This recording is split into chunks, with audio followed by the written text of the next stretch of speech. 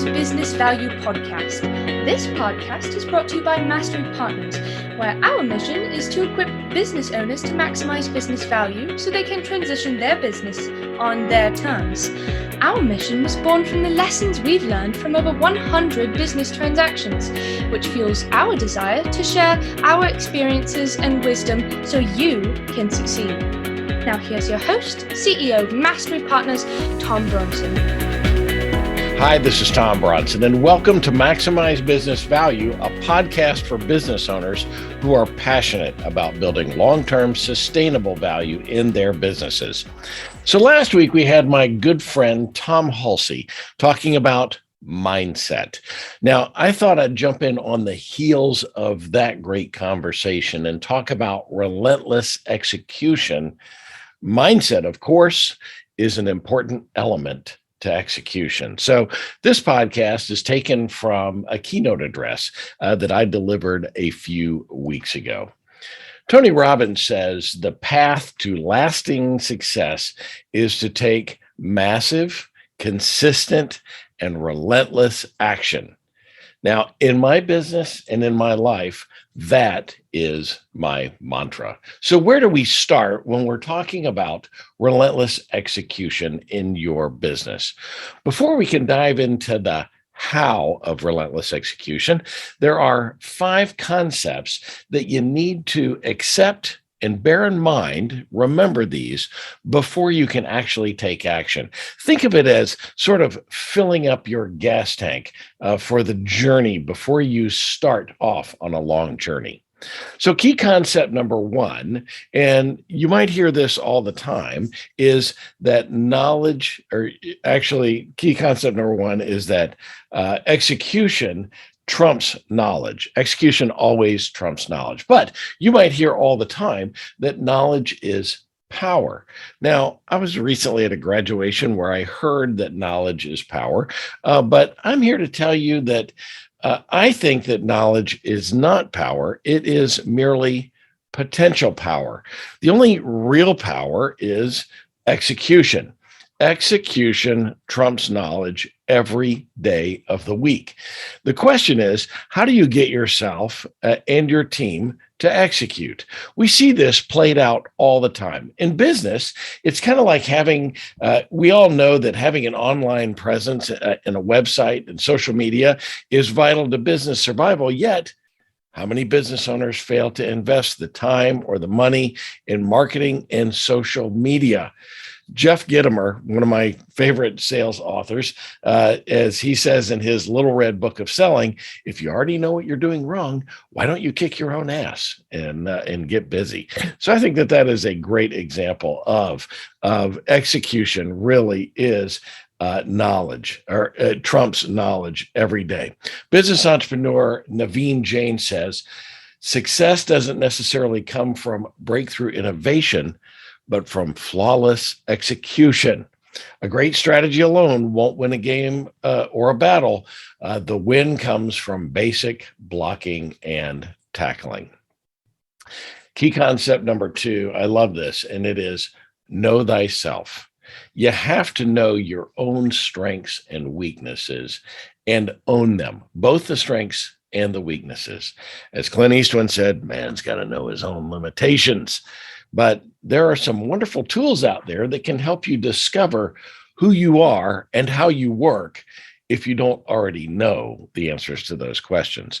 Tools like Culture Index or Predictive Index, DISC, Colby, Briggs-Myers. And in fact, we're going to have a whole podcast series on those tools coming up in the coming weeks. But let me tell you how I use one of those tools in my business. In our business, we've used Culture Index. Now, their goal is making executives more effective with a focus on entrepreneurs and business leaders who want to leverage applied analytics. Simply put, Culture Index helps businesses that want to scale and ultimately exit. So let me give you a quick rundown of how that works.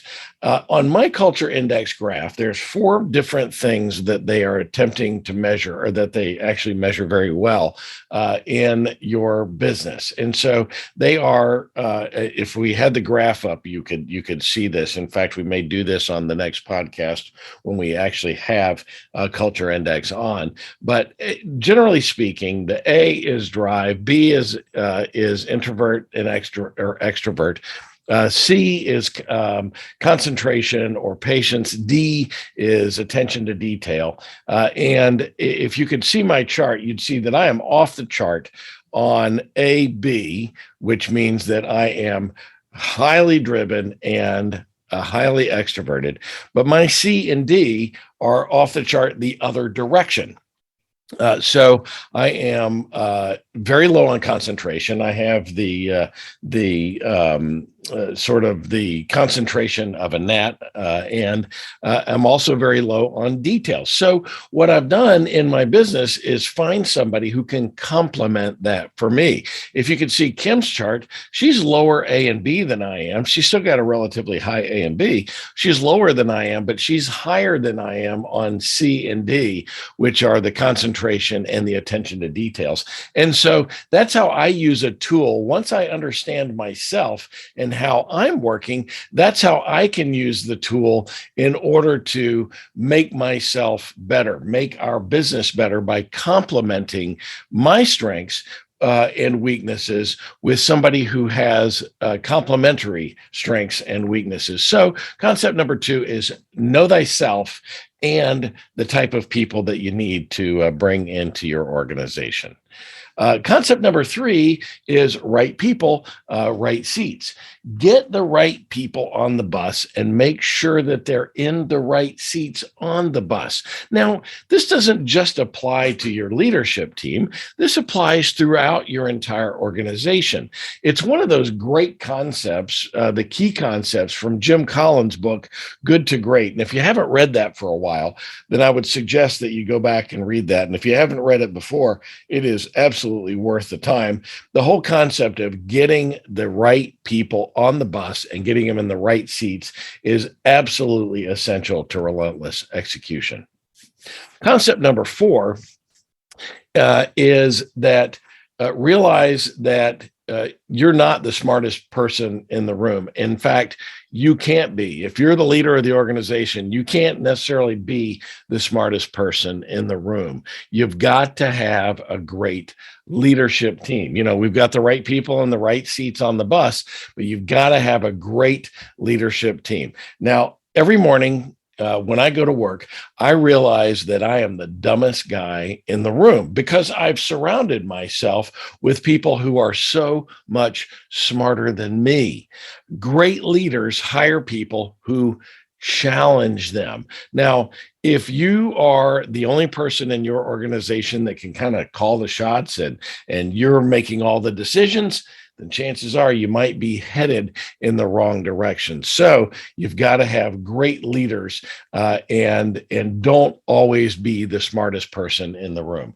The fifth and final key that you have, the concept that you need to bear in mind as we start to think about relentless execution is culture plays a vital role in relentless execution. As Peter Drucker said, culture eats strategy for breakfast.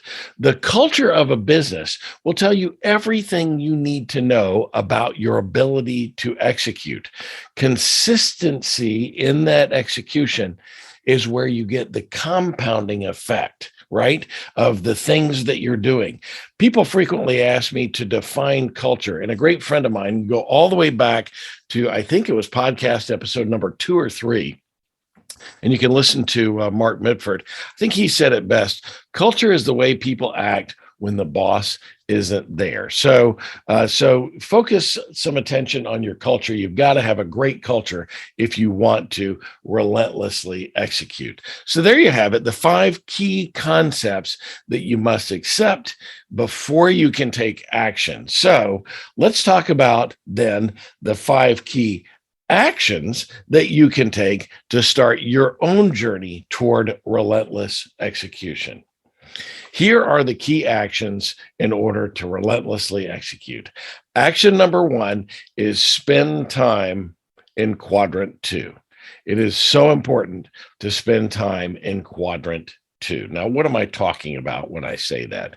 Now, I'm not going to take the time to fully understand Stephen Covey's time management matrix. I think it was originally introduced by Dwight D. Eisenhower. It was his decision-making metrics as well that he had in his White House and his administration. But I'm sure that you've seen some version of it somewhere where the y-axis is important, so highly important on the top and low importance on the bottom, and the x-axis is urgency. Urgent on the left, not urgent on the right. So it breaks the quadrant into 4 quadrants. You can always get a copy of this right on our website. In quadrant 4, which is kind of the lower right-hand side, things are neither important nor urgent. These are what I call time wasters. In quadrant 3, as you move just to the left there, and so the lower left quadrant, that is tasks that are urgent, but they're not important. Now, I consider those things to be interruptions and busy work. In quadrant 1, just go right up to the top. That's the top left. Those tasks are both urgent and important. That is what I call crisis management. You really don't want to spend a lot of time there either. And in quadrant 2, that's where you find things that are important, but not urgent. So you have to spend some serious time. If you want to relentlessly execute, you have to spend some serious time in quadrant 2 on the things that are important, but not urgent. Take the time to plan your work at least one day, once a quarter, to reflect on what you've accomplished, kind of plan the path forward, and set a clear vision so that you can paint a picture of what your own success looks like. So spend time in quadrant 2. Now, once you've painted that picture for yourself, now you need to action number 2, cast a compelling vision of where you're going. That's to your people. You have to stop thinking day to day or even quarter to quarter. As Gino Wickman says, who is the creator of the entrepreneurial operating system, he says you need to start 10-year thinking. He says people always overestimate what they can accomplish in one day, and they always underestimate what they can accomplish in a decade. Now, it's hard to take the time to stop and dream, but you need to put that white space in your calendar. Time for thought. Feed yourself so that you can feed others. Invest in yourself. Spend the time to do that so that you can create that vision, so that you can cast that vision, so that others will follow. Action number 3 is embrace the concept that I call backcasting. Now, I'm not talking about fly fishing, where it seems like you're casting backwards sometimes. Backcasting is about clearly defining the outcome, the end point, where you want to go. So that's the vision, right? We've spent time in quadrant 2, and now we're casting that vision, and it's going all the way out and making that as crystal clear as you can possibly make that, whether it's a quarter away, a year away, or 10 years away, like Gino Wickman says, and then start working your way backward, defining what needs to be done along the way until you reach the present. Then you'll know exactly what you need to do now to reach that goal in the future, whatever that future date is. And once that 10-year vision comes into focus, then work your way backward until you reach meaningful actions that you can start today to achieve that 10-year vision.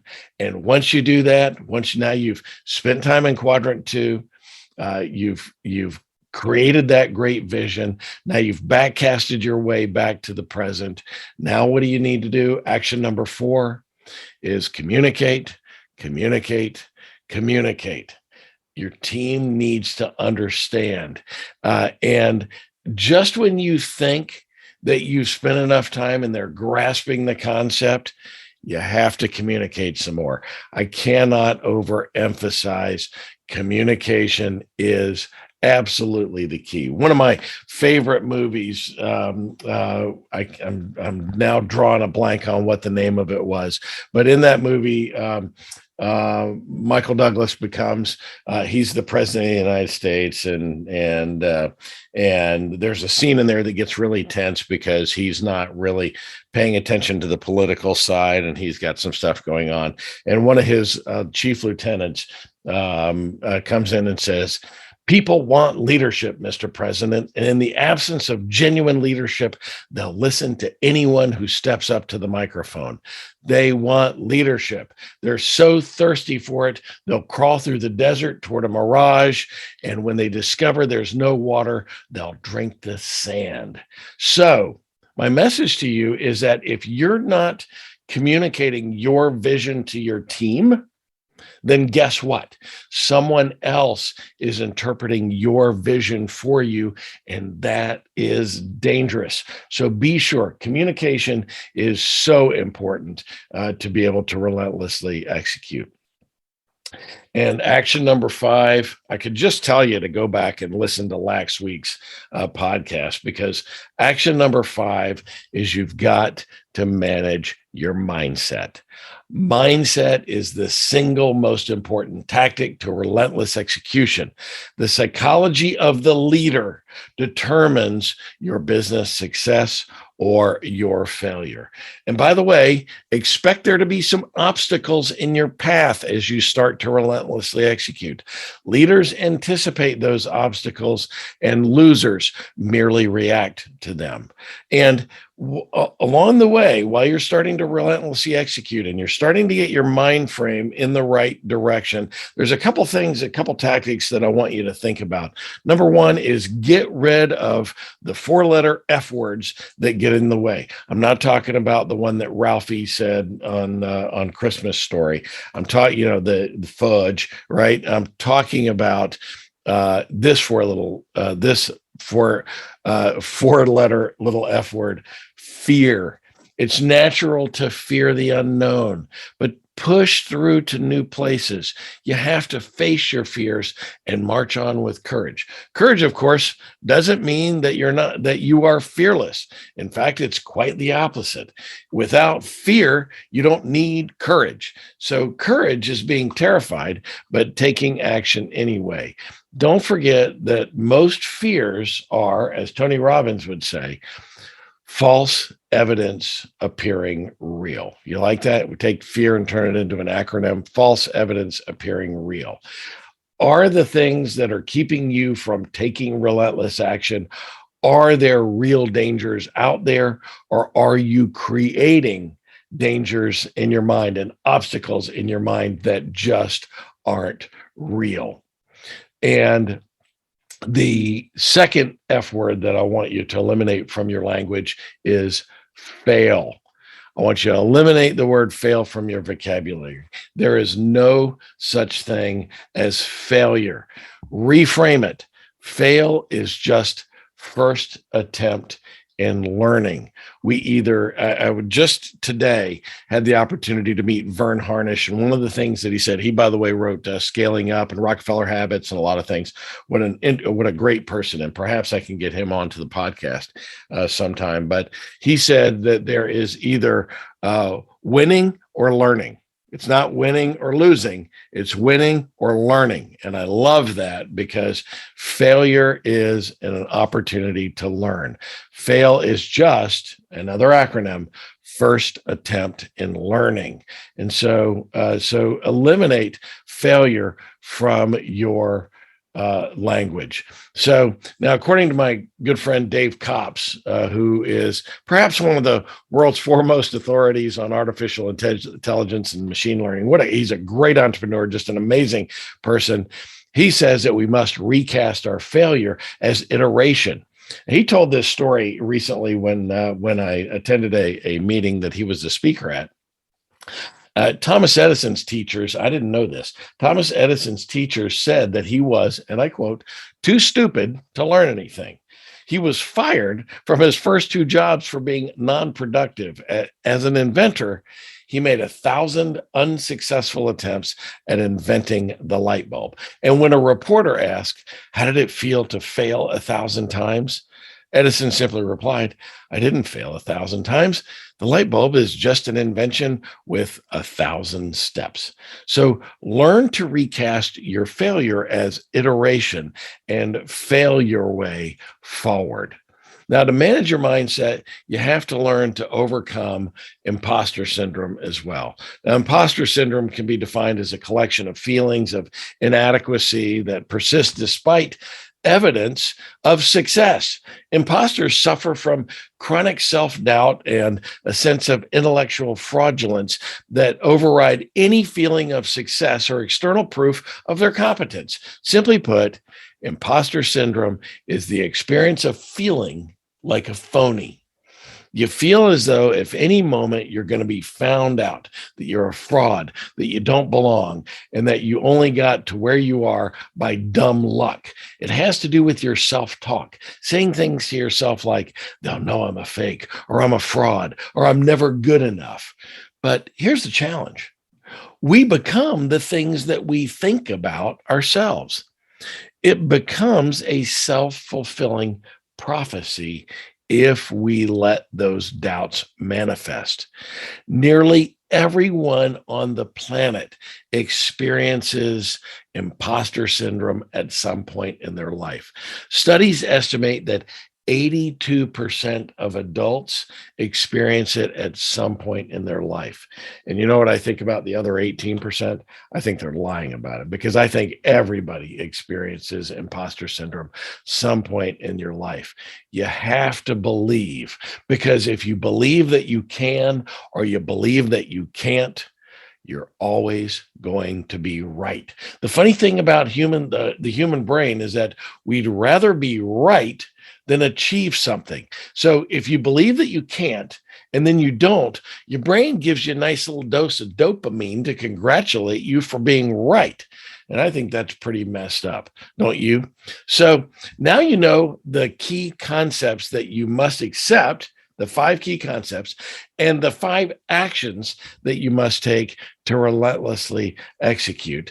And I don't know about you, but I think that now is the time that you pick one thing, and get started on relentlessly executing. Take the 5 concepts and the 5 keys and pick one thing and start to relentlessly execute. Make it something important. Pick something so important, so earth-shattering, so intimidating that it will change the trajectory of your business. Famously, in an interview right after a quarterly earnings report, the interviewer congratulated Jeff Bezos for a great quarter. His response was classic. Oh, well, that quarter was fully baked 3 years ago. I'm really focused on the future right now. That's where I want you to be. And then rally the people. Don't try to do this alone. Set a big goal, share it with everyone, set that vision, cast it out there so that everybody can be following in the same direction. As Ronald Reagan once said, the greatest leader is not necessarily the one who does the greatest things. He's the one who gets the people to do the greatest things. So there you have it, my friends. Those are the pieces and the components of relentless execution. This is the Maximize Business Value podcast, where we give practical advice to business owners on how to build long-term sustainable value in your business. Be sure to tune in each week and follow us wherever you found this podcast. Do us a favor, go over to YouTube and follow the Maximize Business Value channel there as well. And by the way, this week we're going to repost again. If you want to understand relentless execution and you want to dive a little bit deeper, we just finished our ebook. It is available on our website. Just go to the free stuff on our website and download the ebook on relentless execution. It's a great place for you to start. So until next time, I'm Tom Bronson, reminding you that relentless execution will help you maximize business value. See you next time. Thank you for tuning in to the Maximize Business Value podcast with Tom Bronson. This podcast is brought to you by Mastery Partners, where our mission is to equip business owners to maximize business value so they can transition on their terms. Learn more on how to build long-term sustainable business value and get free value-building tools by visiting our website, www.masterypartners.com. That's master with a Y, masterypartners.com. Check it out.